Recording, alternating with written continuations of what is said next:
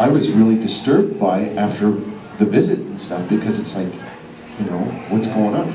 And then at the next hospital visit, you would see them again, and they were in much better shape. Right? So there's always hope, and it ain't over till it's over, right? That's really beautiful and very inspiring. Thank you for sharing that. Absolutely. Questions from the audience, or shall I ask my question? Audience, what do you want to ask these people? They're crazy. Yes. Question for Amber. Who's your favorite character and why? From Star Wars? Yes. Boba Fett. There he is, right there. I think it was just the whole mystery of the character. You don't know who he is. You don't know what he's there for. You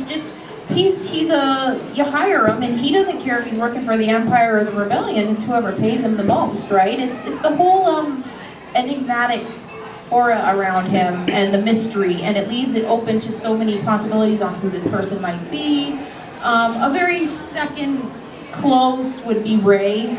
I really identify with that character, and I think she's a really good and strong role model, especially for young girls growing up. And yeah, I think she's an excellent character and a great addition to the Star Wars universe. Yeah. So you're a master level cosplayer. Is that correct terminology? Okay. Yeah. No, I was just gonna say we've met Steve. Everyone, I've told my story many times. We know Steve. Talk a bit about how you started in cosplaying, why, and how, if anyone in the audience besides all of our group wants to get a costume going, what that process is like, because it's pretty intimidating when you don't know anything about it. It is. So when I started cosplaying, it was still a very new thing to North America. Not a lot of people really did cosplay, and even conventions. A lot of people didn't know what conventions were when I mentioned it to people. They didn't know what that was when I was talking about it. And essentially, for lack of a better term, pardon me, is conventions were that place where everybody goes who didn't really fit into society's norms, and it was a bunch of the geeks and the nerds, and we all kind of united together. And then it became mainstream, and everybody wanted to be a geek and a nerd, even though we were once picked on at school for being that way. So, yeah, exactly. So, yeah, the reason why I started getting into costuming is fashion design was always something that intrigued me as a child. I used to draw a lot. Before I could sew, I would draw and I'd paint, and I'd actually paint movie posters, Star Wars being one of them. Oh, nice. So then I wanted to take that next level and start taking the creations that I was creating and make them a reality. So I started taking up sewing, and my first project was a video game character from the game American McGee's Alice. And I did Alice's costume with the help of my grandmother, because she was the only person in my family who could sew. And after that, I started doing everything on my own. And this is back in the day when the internet was still sort of new, like it wasn't really a household thing yet. And there was no tutorials online to do anything. So literally everything I've learned from that point on to now has been all on my own trial and error. And now if you look up things online, you can pretty much find a tutorial for anything. Anything. You look up one character, there will be tutorials on how to do every aspect of their costume. And I really wish that was the case back when I first started, because it would have saved me a lot of time getting to the point that I'm at now. But now you're a master, so it doesn't matter. That's right. I know. There we go. He's pointing. Look at she made my costume for me. Let's actually point out, without putting you on the spot here, how many costumes in this room you made. How many I've made? So everybody's 1, actually 2, raising 3, their hands 4, over here. Yeah, it's at least 4 so far. So and yours. And my own.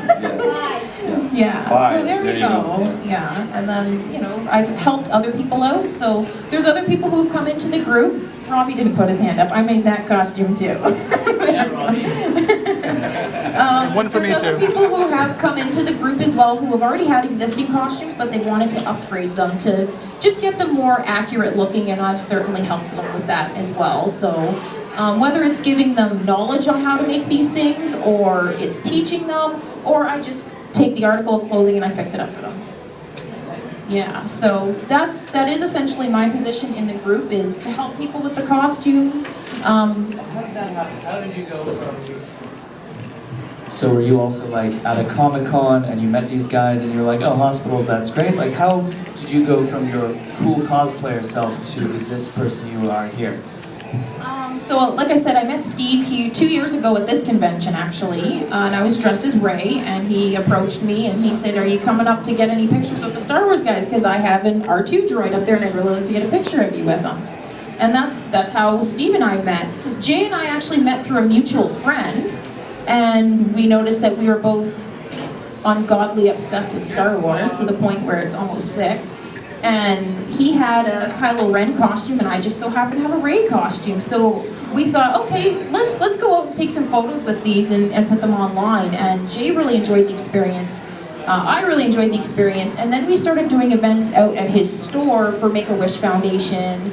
And we started noticing the reaction we get from the public. So when you're standing at a place that's not really familiar with costumed people, and then you see Star Wars characters standing out in front of a store, and we're taking donations for Make-A-Wish Foundation, people really like to give a lot of money for the Make-A-Wish Foundation to get a photo with Kylo Ren and Rey. Yeah, again, it's putting that purpose right behind everything. So it's great to take photos and all that attention is swell and all that, but when you start putting a dollar amount on it, you know it's going towards this child, and you know the child, and we did an event in Masonville Mall where they presented the money to the little girl, and I think she only had a few months to live or whatever, and it was like, you know, she wanted to buy video games, as many video games as she could buy, right? And so we were actually there and witnessed that, and it totally changed your perspective to the point now where it's like, I don't like booking us events unless we are raising some kind of money.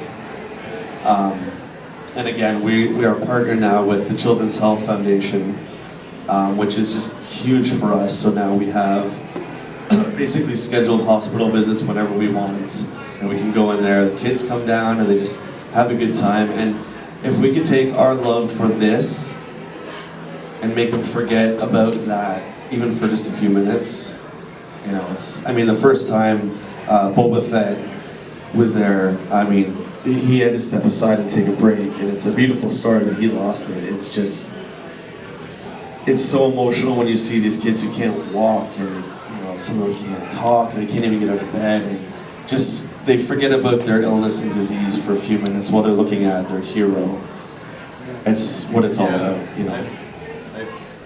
Thanks. Yeah, I've seen children that are too sick to get out of bed, and they see their favorite character, and all of a sudden they're all hooked up to all this stuff, and they're trying to they want to get up, and everybody around them is like, no, you don't get out of bed anymore, and they're like, no, I'm getting up, I'm getting out of bed, and everybody's shocked, and it's almost like It's a new hope. it is a new hope. That's right. It's I don't want to say miracle, but I mean, it's to have that feeling that you get inside. It's what I call the Disney feeling, right? It's that feeling when you're at like Disney World, right? And it's something that you can't. I mean, you can't buy that. You can't replicate it. I mean, it's fantastic.